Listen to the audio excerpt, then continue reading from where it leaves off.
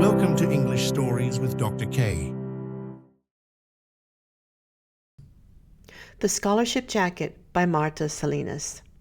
The small Texas school that I attended carried out a tradition every year during the 8th grade graduation. A beautiful gold and green jacket, the school colors, was awarded to the class valedictorian, the student who had maintained the highest grades for 8 years. The scholarship jacket had a big gold S on the left front side, and the winner's name was written in gold letters on the pocket. My older sister, Rosie, had won the jacket a few years back, and I fully expected to win also. I was 14 and in the 8th grade. I had been a straight-A student since the 1st grade, and the last year I had looked forward to owning that jacket. My father was a farm laborer who couldn't earn enough money to feed 8 children, so when I was 6, I was given to my grandparents to raise. We couldn't participate in sports at school because there were registration fees, uniform costs, and trips out of town. So even though we were quite agile and athletic, there would never be a sports school jacket for us. This one, the scholarship jacket, was our only chance. In May, close to the graduation, spring fever struck and no one paid any attention to the class. Instead, we stared out the windows and at each other, wanting to speed up the last few weeks of school. I despaired every time I looked in the mirror. Pencil thin, not a curve anywhere. I was called beanpole and string bean. And I knew that's what I looked like. A flat chest, no hips, and a brain. That's what I had. That really isn't much for a 14-year-old to work with, I thought, as I absent-mindedly wandered from my history class to the gym. Another hour of sweating during basketball and displaying my toothpick legs was coming up. Then I remembered my PE shorts were still in a bag under my desk where I had forgotten them. I had to walk all the way back and get them. Coach Thompson was a real bear if anyone wasn't dressed for PE. She had said I was a good forward, and once she even tried to talk Grandma into letting me join the team. Grandma, of course, said no. I was almost back at my classroom door when I heard angry voices and arguing. I stopped. I didn't mean to eavesdrop. I just hesitated, not knowing what to do. I needed those shorts, and I was going to be late, but I didn't want to interrupt an argument between my teachers. I recognized the voices, Mr. Schmidt, my history teacher, and Mr. Boone, my math teacher. They seemed to be arguing about me. I couldn't believe it. I still remember the shock that rooted me flat against the wall as if I were trying to blend in with the graffiti written there. I refuse to do it. I don't care who her father is. Her grades don't even begin to compare to Martha's. I won't lie or falsify records. Martha has a straight A plus average, and you know it. That was Mr. Schmidt, and he sounded very angry. Mr. Boone's voice sounded calm and quiet. Look, Joanne's father is not only on the board, he owns the only store in town. We could say it was a close tie, and the pounding in my ears drowned out the rest of the words. Only a word here and there filtered through. Martha is Mexican. Resign. Won't do it. Mr. Schmidt came rushing out and luckily for me went down the opposite way towards the auditorium, so he didn't see me. Shaking, I waited a few minutes and then went in and grabbed my bag and fled from the room. Mr. Boone looked up when I came in, but didn't say anything. To this day, I don't remember if I got in trouble in PE for being late or how I made it through the rest of the afternoon. I went home very sad and cried into my pillow that night so Grandma wouldn't hear me. It seemed a cruel coincidence that I had overheard that conversation. The next day, when the principal called me into his office, I knew what it would be about. He looked uncomfortable and unhappy. I decided I wasn't going to make it any easier for him, so I looked him straight in the eye. He looked away and fidgeted with the papers on his desk.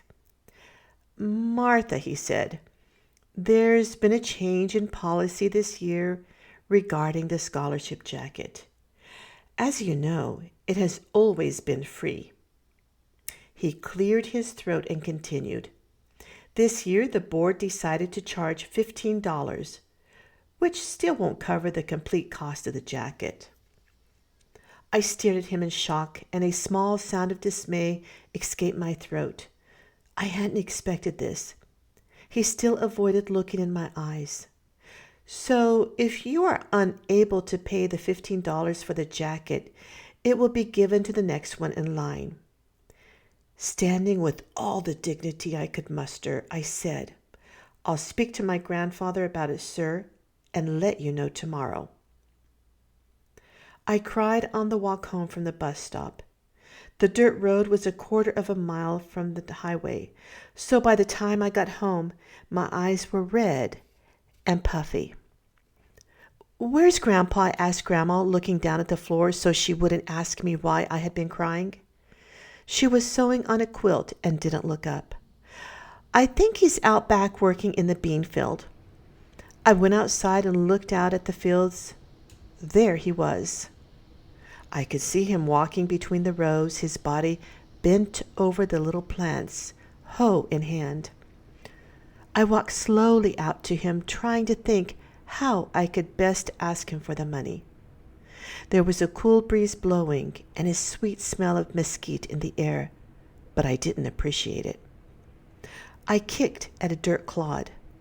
I wanted that jacket so much. It was more than just being a valedictorian and giving a little thank you speech for the jacket on graduation night.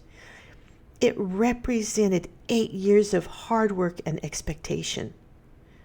I knew I had to be honest with Grandpa. It was my only chance. He saw me and looked up. He waited for me to speak. I cleared my throat nervously and clasped my hands behind my back so he wouldn't see them shaking. "Grandpa, I have a big favor to ask you," I said in Spanish, the only language he knew. He still waited silently. I tried again. "Grandpa, this year the principal said the school jacket is not going to be free. It's going to cost $15, and I have to take the money in tomorrow. Otherwise, it'll be given to someone else." The last words came out in an eager rush. Grandpa straightened up tiredly and leaned his chin on the hoe handle. He looked out over the field that was filled with the tiny green bean plants. I waited, desperately hoping he'd say I could have the money. He turned to me and asked quietly, "What does a scholarship jacket mean?" I answered quickly, "Maybe there was a chance. It means you've earned it by having the highest grades for 8 years, and that's why they're giving it to you." Too late, I realized the significance of my words. Grandpa knew that I understood. It was not a matter of money. It wasn't that. He went back to hoeing the weeds, then sprang up between the delicate little bean plants. It was a time-consuming job. Sometimes the small shoots were right next to each other. Finally, he spoke again. "Then, if you pay for it, Marta, it's not a scholarship jacket, is it? Tell your principal I will not pay the $15. I walked back to the house and locked myself in the bathroom for a long time. I was angry with Grandfather, even though I knew he was right. And I was angry with the board, whoever they were. Why did they have to change the rules just when it was my turn to win the jacket? It was a very sad and withdrawn girl who dragged into the principal's office the next day. This time, he did look me in the eyes. "What did your grandfather say?" I sat very straight in my chair. "He said to tell you He won't pay the $15. The principal muttered something I couldn't understand under his breath and walked over to the window. He stood looking out at something outside. He looked bigger than usual when he stood up. He was a tall, gaunt man with gray hair, and I watched the back of his head while I waited for him to speak. "Why?" he finally asked. "Your grandfather has the money. Doesn't he own a small bean farm?" I looked at him, forcing my eyes to stay dry. He said if I had to pay for it, then it wouldn't be a scholarship jacket. I said and stood up to leave. "I guess you'll just have to give it to Joanne." I hadn't meant to say that. It had just slipped out. I was almost to the door when he stopped me. "Martha, wait." I turned around and looked at him waiting. What did he want now? I could feel my heart pounding. Something bitter and vile tasting was coming up my mouth. I was afraid I was going to be sick. I didn't need any sympathy speeches. He sighed loudly and went back to his big desk. He looked at me, biting his lip as if thinking. "Okay, damn it. We'll make an exception in your case. I'll tell the board you'll get your jacket." I could hardly believe it. I spoke in a trembling rush. "Oh, thank you, sir." Suddenly I felt great. I didn't know about adrenaline in those days, but I knew something was pumping through me, making me feel as tall as the sky. I wanted to yell, jump, run the mile, do something. I ran out so I could cry in the hall where there was no one to see me. At the end of the day, Mr. Schmidt winked at me and said, "I hear you're getting a scholarship jacket this year." His face looked as happy and innocent as a baby's, but I knew better. Without answering, I gave him a quick hug and ran to the bus. I cried on the walk home again, but this time because I was so happy. I couldn't wait to tell Grandpa, and I ran straight to the field. I joined him in the row where he was working, and without saying anything, I crouched down and started pulling up the weeds with my hands. Grandpa worked alongside me for a few minutes, but he didn't say anything or ask what had happened. After I had a little pile of weeds between the rows, I stood up and faced him. The principal said he's making an exception for me, Grandpa, and I'm getting the jacket after all. That's after I told him what you said. Grandpa didn't say anything. He just gave me a pat on the shoulder and a smile. He pulled out the crumpled red handkerchief that he always carried in his back pocket and wiped the sweat off his forehead. "Better go see if your grandmother needs any help with supper." I gave him a big grin. He didn't fool me. I skipped and ran back to the house, whistling some silly tune.